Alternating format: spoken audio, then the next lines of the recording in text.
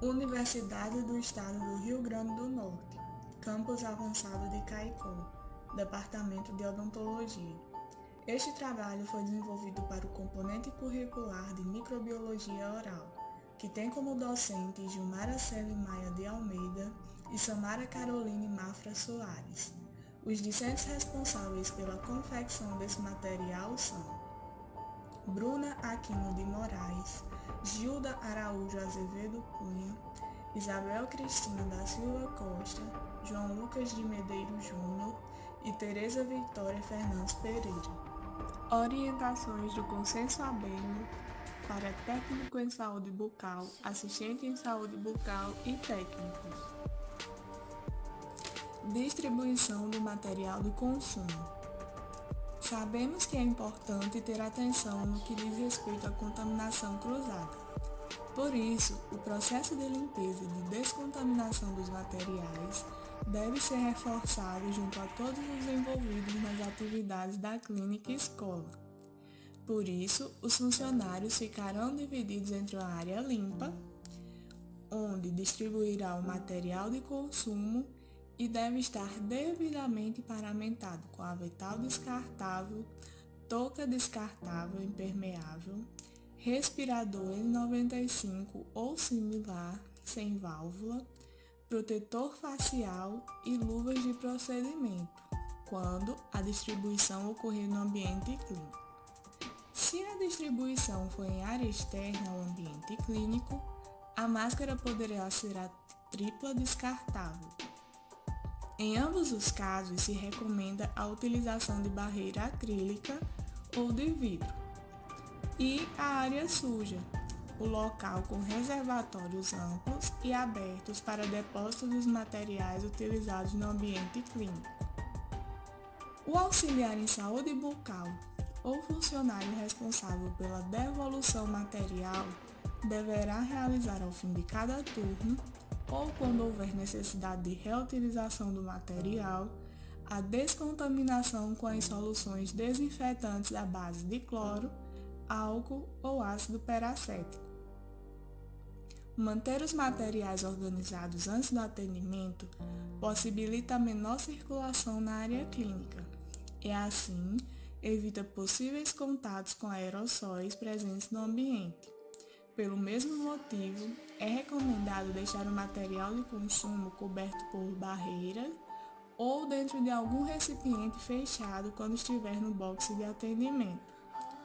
A manipulação desse material deve ser sempre que possível realizado com sobreluvas pelo auxiliar, o que não exclui a necessidade de realização da descontaminação das embalagens após o uso, friccionando-os durante 20 segundos com álcool a 70% por 3 vezes antes de entregar na área suja da central de materiais. Área de paramentação e desparamentação.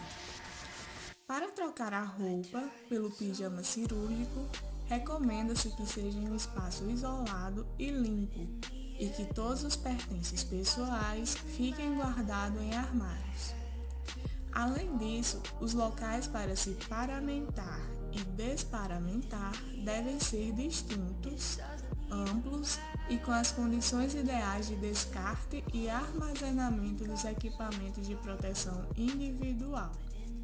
Nessa área, se faz necessários dispensadores de soluções desinfetantes, pias, uma mesa ampla, além de lixeiras com um bocal amplo para que haja a higienização das mãos, dos acessórios e também o descarte do lixo infectante. Além disso, essa área deve ser livre de aerossóis. Expurgo e central de material e de esterilização. Mais uma vez, os funcionários serão divididos entre área suja e limpa para que evite a contaminação.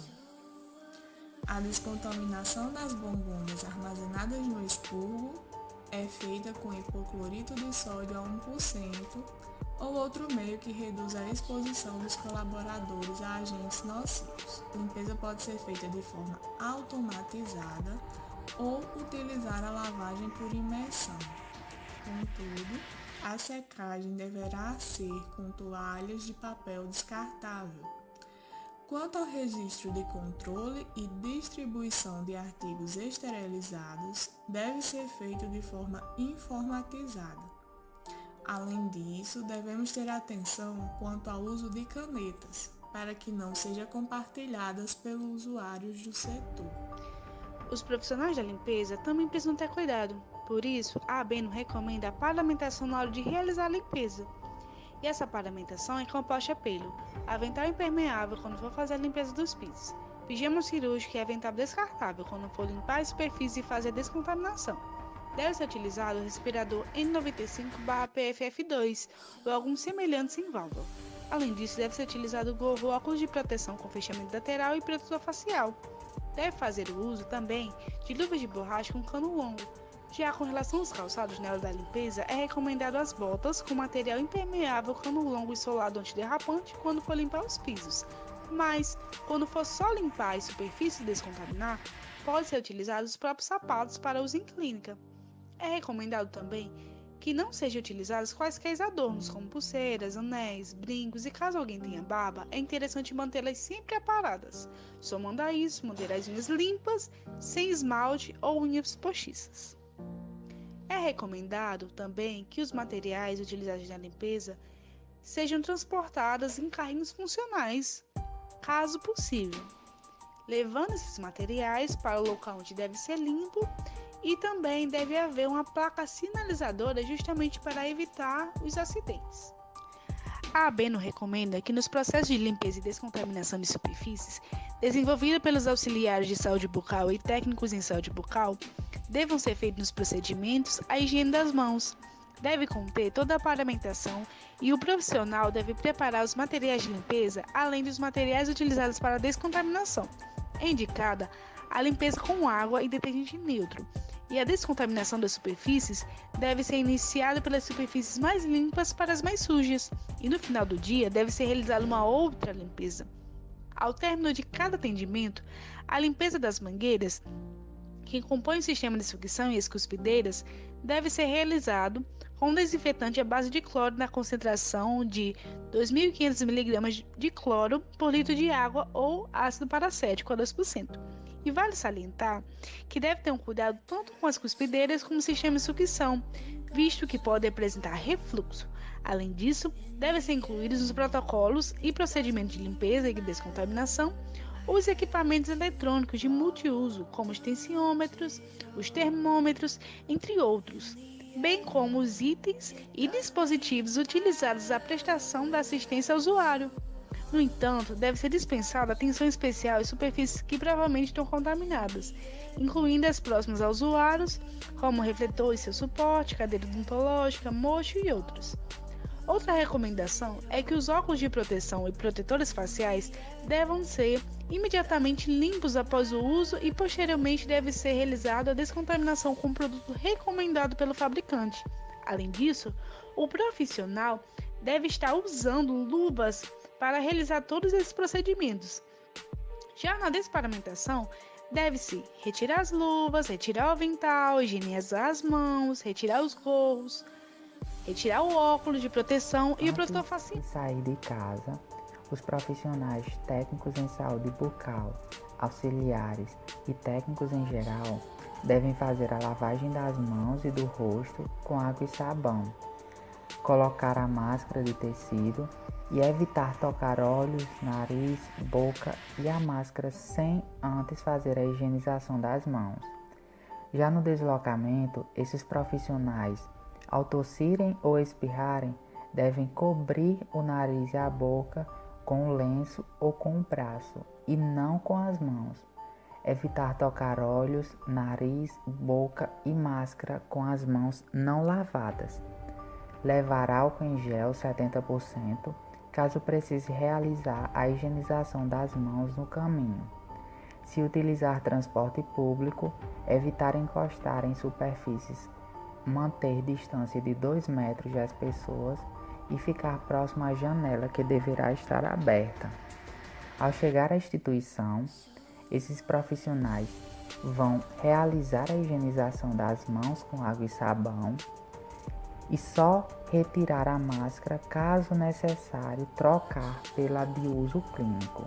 Neste caso, devem lavar as mãos e o rosto com água e sabão. Os TSBs, ASBs e técnicos deverão guardar todos os seus pertences, incluindo celulares e bolsas, em armários disponíveis para esse fim.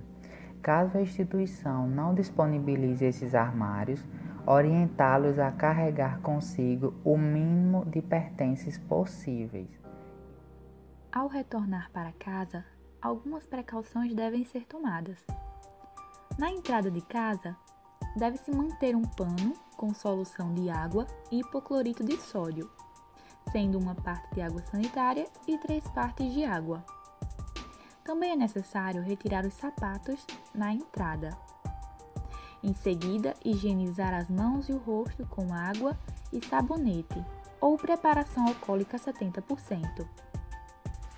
Também é importante lembrar de deixar a bolsa, carteira, chaves e outros objetos pessoais em uma caixa na entrada da sua casa. Em seguida, é importante lavar as mãos até a altura dos punhos, com água e sabão, e depois higienizar com álcool em gel a 70%. Lembre-se de higienizar os objetos pessoais, como chave do carro, celular e relógio, com álcool a 70% ou isopropílico.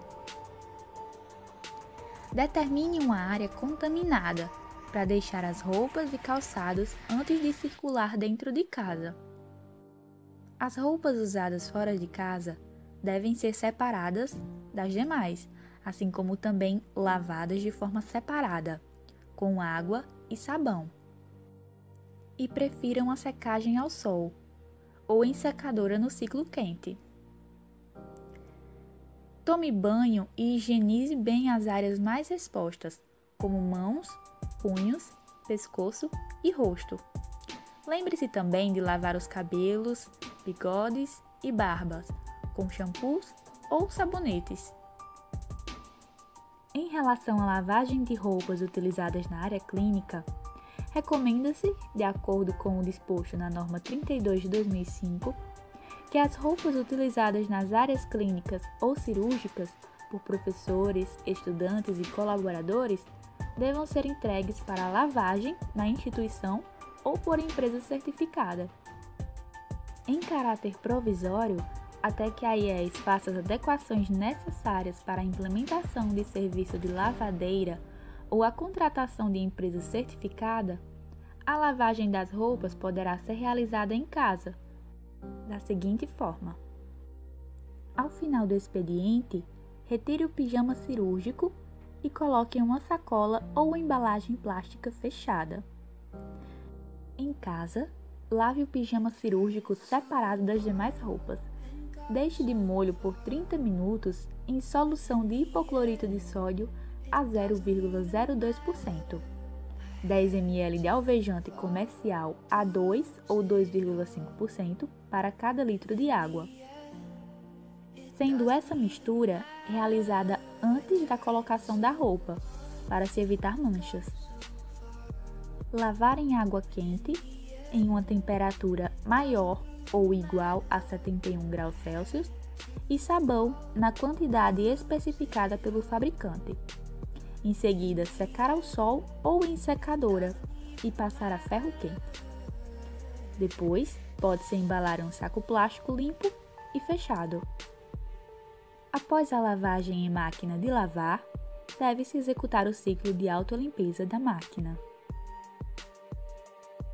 Pessoal, para encerrar, falarei um pouco sobre os níveis de proteção.